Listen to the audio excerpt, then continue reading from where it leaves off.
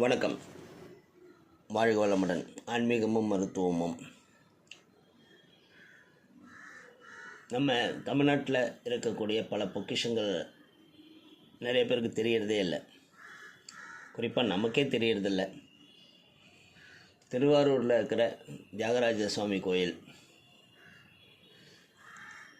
எனக்கும் திருவாரூருக்கும் 32-33 வருஷம் தொடர்பு உண்டு. ஆனாலும் இன்னும் நான் அந்த கோயிலை முழுசாக சுற்றி பார்க்கவில்லை. பாட்டாக தான் பார்த்துருக்குறேன். ஸோ அந்த கோயிலில் இருக்கிற ஒரு சிறப்பை பற்றி இப்போ படித்தேன், அதான் உங்களுக்கு சொல்கிறேன். எல்லா கோயில்லையும் நவகிரகத்தை நம்ம பார்த்தோம்னா ஒரு சதுரமான அமைப்பில் அந்த நவகிரகத்தை அமைச்சிருப்பாங்க. ஆனால் இங்கே தியாகராஜ கோயிலில் ஒரே நேர்கோட்டில் நின்ற நிலையில் நவகிரகங்கள் காட்சியளிக்கின்றன.